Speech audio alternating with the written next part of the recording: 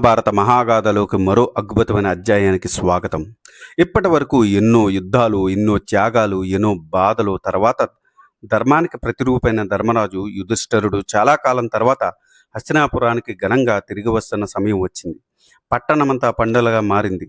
ప్రజలంతా తమ ధర్మరాజును స్వాగతించేందుకు ఉత్సాహంతో ఎదురు చూస్తున్నారు. కానీ అదే సమయంలో ఒక అనూహ్యమైన సంఘటన ఈ ఆనందాన్ని ఒక్కసారిగా ఛేదించింది. బ్రాహ్మణుడి వేషంలో వచ్చిన ఒక రాక్షసుడు చార్వాకుడు తన మిత్రుడు దుర్యోధనుడు మరణానికి ప్రతీకారం తీర్చుకోవాలని ధర్మరాజును అవమానించడానికి ముందుకొస్తాడు. అయితే నిజమైన బ్రాహ్మణుల దివ్యజ్ఞానం ముందు ఆ మాయావేషం ఎంతకాలం నిలుస్తుంది? చార్వాకుడు అసలు స్వరూపం బయటపడిన తర్వాత ఆయనకి ఏం జరుగుతుంది? మరియు చివరికి శ్రీకృష్ణుడు, ధృతరాష్ట్రుడు మరియు ఋషులు ఆశీస్సులతో ధర్మరాజు ఎలా కురు సామ్రాజ్యానికి చక్రవర్తిగా పట్టాభిషేకం పొందాడు? ఈ అద్భుత సంఘటనలను తెలుసుకోవాలనుకుంటే ఈ ఎపిసోడ్ని చివరి వరకు తప్పకుండా చూడండి. మహాభారత కథ ఇప్పుడు మరింత ఉత్కంఠభరితంగా అవుతుంది. ధర్మరాజు మరునాడు వేకువనే లేచి అభ్యంగన స్నానం ఆచరించి తెల్లని వస్త్రములు, విలువైన నగలు అలంకరించుకున్నాడు. 16 తెల్లని గుర్రములు కట్టిన రథమును అధిరోహించాడు.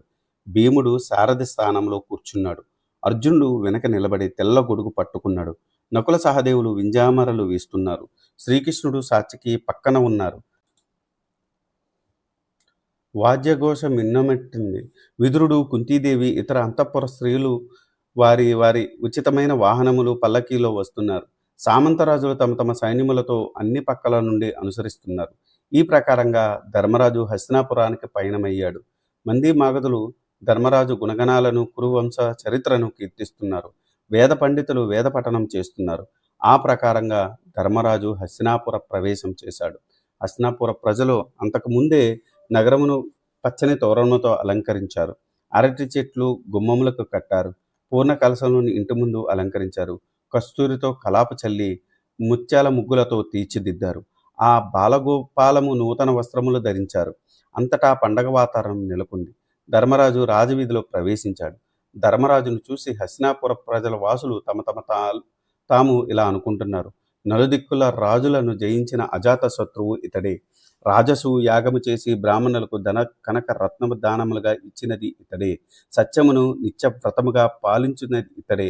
ధర్మ నిరతుడు అని చెప్పతగ్గవాడు అతనొక్కడే. శత్రురాజులను జయించి విజయలక్ష్మిని వరించినది ఇతడే అని ధర్మరాజును పొగుడుతున్నారు. మరికొంతమంది భీమార్జున, నకుల సహదేవులను పొగుడుతున్నారు. వారి పొగడ్తలు మినుమిట్టాడుతున్నాయి. వస్త్రములు చేయడంలోనూ, వ్రతములు చేయడంలోనూ, అదృష్టంలోనూ, ధైర్యంలోనూ ద్రౌపదిని మించిన మహాపతివ్రత మరొకరు లేరు అని అనుకుంటున్నారు. అప్పుడు ధర్మరాజు రాజమందిర ద్వారమున దగ్గరకు వచ్చాడు. బ్రాహ్మణులు, పుణ్యస్త్రీలు శోభన ద్రవ్యములతో ఎదురు వచ్చారు. వారి ఇచ్చిన పుచ్చుకొనుచు ధర్మరాజు గజశాల దగ్గరకు తన రథం దిగాడు. పురోహితుడైన ధౌమ్యుడు, పెదనాన్న ధృతరాష్ట్రుడు మున్నగు వారితో సహా అంతఃపురముకు ప్రవేశించాడు. గృహదేవతలకు పూజలు చేశాడు. తర్వాత బయటకు వచ్చాడు. నగర దేవతలకు పూజలు చేశాడు.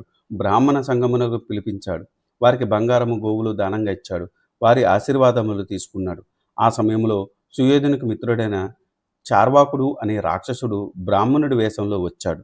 తగిన బ్రాహ్మణులతో కలిసిపోయి ధర్మరాజుతో ఇలా అన్నాడు: ఓ ధర్మరాజా, సకల బ్రాహ్మణులు నన్ను తమ ప్రతినిధిగా పంపారు. వారి సందేశం విను. మహాపాపములు చేసిన వాడు ఇతడేమి రాజు? తండ్రులను, అన్నలను, తమ్ముళ్లను, పుత్రులను శంక లేకుండా చంపాడు. వేద నేర్పిన గురువుని అని చూడకుండా ద్రోణుణ్ణి చంపాడు. వీడి జన్మ ఎందుకు కాల్చనా?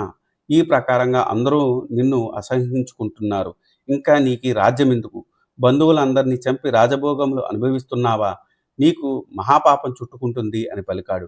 చార్వాకుని మాటలు విన్న బ్రాహ్మణులు ఒకరి మొహం ఒకరు చూసుకున్నారు. ధర్మరాజు వారి వంక చూసి చేతులు జోడించి, బ్రాహ్మణోత్తములారా, నేను మీకు మ్రొక్కి వేడుకుంటున్నాను. నన్ను మీరు నిందించండి, ఆదరించండి.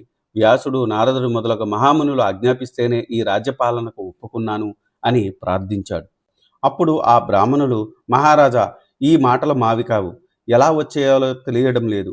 నీవు ఉత్తమ క్షత్రియ ధర్మంతో సముపార్జించిన ఈ రాజ్యలక్ష్మిని సుస్థిరము పొందుతుంది అని ఆశీర్వదించారు.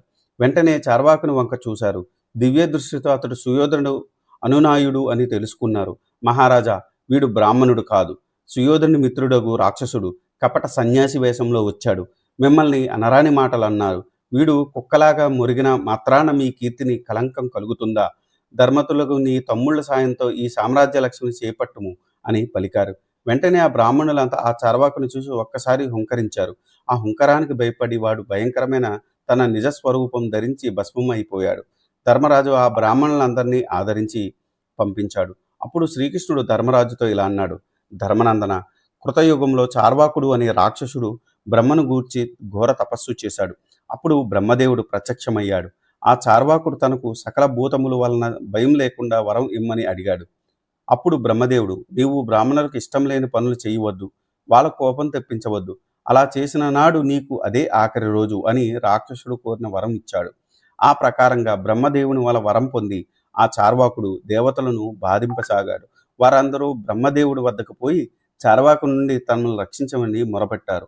బ్రహ్మదేవుడు వారిని చూసి ఇలా అన్నాడు: ఇలా జరుగుతుందని నాకు ముందే తెలుసు, అందుకని నేను తగిన ఏర్పాటు ముందే చేశాను. ద్వాపర యుగంలో సుయోధనుడనే రాజుకు ఈ చార్వాకుడు మిత్రుడిగా ఉంటాడు. అప్పుడు ఈ చార్వాకుడు బ్రాహ్మణులకు మనోవ్యత కలిగించే పనులు చేస్తాడు. ఆ కారణంగా వారికి కోపమును బలి అయి భస్మమైపోతాడు అని చెప్పాడు. ఆ ప్రకారంగానే ఆ రాక్షసుడు నీరు ఇక్కడకు వచ్చాడు, బ్రాహ్మణుల కోపానికి బలయ్యాడు అని చెప్పాడు. శ్రీకృష్ణుడు ఇంకా అలా అన్నాడు: ధర్మజ, నిన్ను ఎదిరించిన వారిని నాశనం చెయ్యి, ప్రజలను కన్నబిడ్డల వలె పాలించు, బ్రాహ్మణులను ఆదరించు, సమస్త బంధువులు ఆశ్రితులు సుఖంగా ఉండేటట్టు చూడు, కురు సామ్రాజ్యమునకు పట్టాభిషేక్తుడివి కమ్ము అని పలికాడు. పట్టాభిషేకముకు తగు ఏర్పాట్లు జరిగాయి. కురు మహాసభలో ఎత్తైన బంగారు సింహాసనం ఏర్పాటు చేశారు. పెద్దలకు, మంత్రులకు, సామంతులకు, సైన్యాధ్యక్షులకు ఎవరికి తగిన ఆసనములు వారికి ఏర్పాటు చేశారు. ఒక శుభముహూర్తాన ధర్మరాజు మనసులో బాధను దిగమింగుకొని బంగారు సింహాసనం మీద తూర్పు ముఖంగా కూర్చున్నాడు. అతనికి ఎదురుగా మరొక బంగారు ఆసనం మీద సాత్యకి సమేతంగా శ్రీకృష్ణుడు కూర్చున్నాడు. ధర్మరాజుకు ఇరుపక్కల మణిమయ పీఠముల మీద భీమార్జునులు కూర్చున్నారు. వెనక పక్క బంగారు పీఠముల మీద నకుల సహదేవులు కూర్చున్నారు. వారి పక్కన కుంతీదేవి ఒక ఉచితాసనం మీద కూర్చుంది. శ్రీకృష్ణుని దక్షిణ భాగంలో ఉన్న ఒక ఉజ్వలమైన ఆసనం మీద ధృతరాష్ట్రుడు కూర్చున్నాడు. అతనికి తూర్పు పడమర దిక్కున విదురుడు, దౌమ్యుడు కూర్చున్నారు. ధృతరాష్ట్రుని వెనుక భాగాన అర్హమైన పీఠముల మీద గాంధారి, యూత్సుడు, సంజయుడు కూర్చున్నాడు. ఆ సమయమున కృపాచార్యుడు అక్కడికి వచ్చాడు. ధర్మరాజు ఆయనకి దౌమ్యుని సమీపంలో ఉచితాసనము ఏర్పాటు చేశాడు. అప్పుడు ధర్మరాజు తెల్లని పూలతోనూ అక్షతలతోనూ బంగారు వెండితోనూ భూదేవిని అర్పించి ఆమెను తాకాడు. పండితులు, వివిధ దేశాధీశులు, మంత్రులు, ఉన్నతోద్యోగులు, వ్యాపారవేత్తలు, పరిచర్యలు చేసే సేవకులు, వైశ్య ప్రముఖులు, పౌర సంఘములు, కహకులు, జానపదులు, గాయకులు, విదూషకులు, వేశ్యలు మొదలగు వారంతా ధర్మరాజును దర్శించుకున్నారు. ధర్మరాజు వారికి ఉచితమైన కానుకలు సత్కరించాడు. ఇంతలో అభిషేక ద్రవ్యములు సిద్ధమయ్యాయి. శ్రీకృష్ణుడి అనుమతితో దౌమ్యుడు ఈశాన్య దిక్కుగా ఉన్న వేదికను అలంకరించాడు. అందులో నవరత్న ఖచ్చితమైన సింహాసనం ప్రతిష్ఠింపచేశాడు. దాని మీద పెద్ద పులి తోలు కప్పాడు. శంఖమును అక్కడ స్థాపించి పూజించాడు. దాని చుట్టూ బంగారు పాత్రలతో గంగాజలం నింపి వాటిని మంత్రపూతంగా ఆవు పాలు, ఆవు పెరుగు, ఆవు నెయ్యి, ఆవు పంచతకము, గోమయము మొదలగు పంచగవ్యములతో శుద్ధి చేశాడు. ధర్మరాజు చుట్టూ బ్రాహ్మణులు మంత్రపఠనం చేస్తున్నారు. దౌమ్యుడు ధర్మరాజును తన వెంట తీసుకొని పోయి సింహాసనం మీద కూర్చోబెట్టాడు. ఎదురుగా అగ్నిని వేల్చి దేవతా యజ్ఞం చేశాడు. ఇంతలో శుభముహూర్తం సమీపించింది.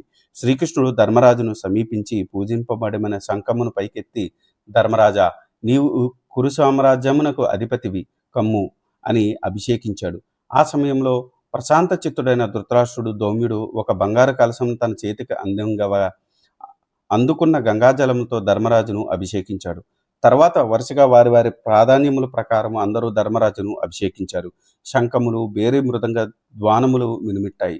ఈ ప్రకారంగా ధర్మరాజు కురు సామ్రాజ్యమునకు పట్టాభిషిక్తుడయ్యాడు. ఇదే ధర్మం గెలిచిన ఘట్టం.